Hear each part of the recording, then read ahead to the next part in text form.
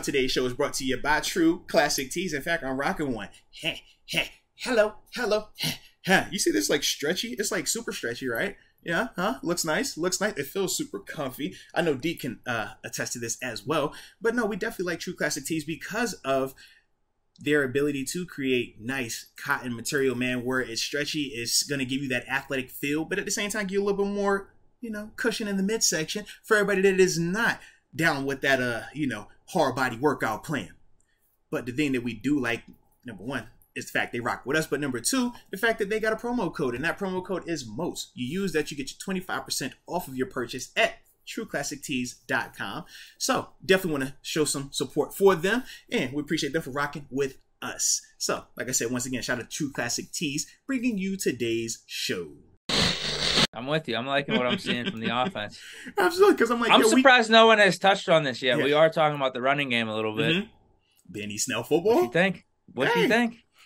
Well, put it like this. Why does he do it? No, dude. This is the Benny Snell. It is career cycle. It is. Seriously, have you ever seen those charts where it's like there's a 4 or 5 bullet points through a whole cycle? Right now we are on is Benny Snell RB1 cycle. We know this is what Benny Snell does. The next one is like fumble, then he gets benched, and then the next one after that is like is Benny Snell going to make the team? Benny Snell makes the team. It's like, man, we forgot about Benny Snell.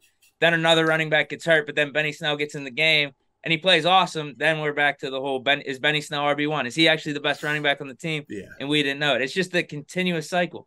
He's doing it again. No, not just that. I mean, Anthony McFarland as well, man. That was his first game where he got pulled up this season, and we saw him, show some flashes. I thought it was a couple of things, though.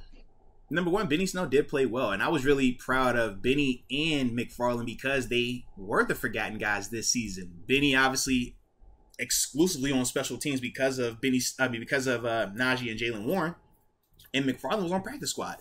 So for those guys, what did that tell me yesterday? It told me that even though they had to wait, they weren't just being patient, they were working. Because when they got out there, you didn't worry about cardio. You didn't worry about missed assignments. You didn't worry about lack of execution. You didn't worry about a lot of things because of how they were able to go out there and execute and show confidence and play fast.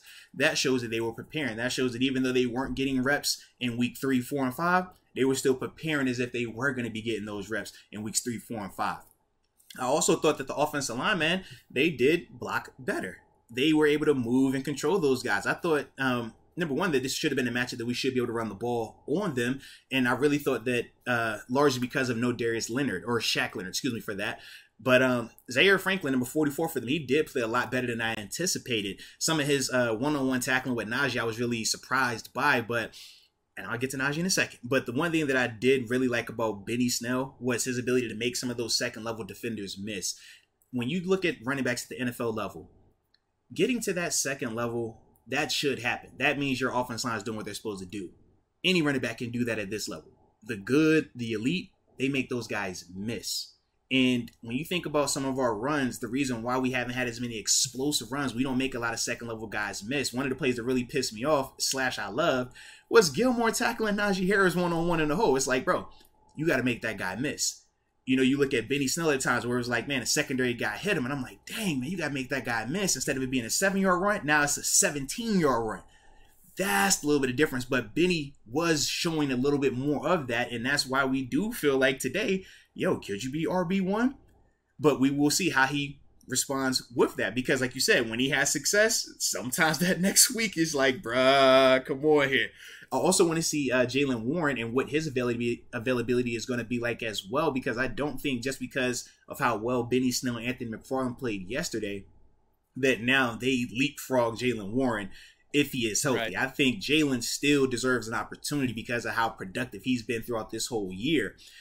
But yeah, what Benny and Anthony McFarland did yesterday, I mean, it's hard to not acknowledge that. And then when you talk about that with Najee getting hurt, not only, just being able to play in that first half, but even when he did, he scored, yes, but he still didn't look as explosive as those other two guys. Yeah, it's gonna get interesting, man. It's definitely gonna get interesting down this thing.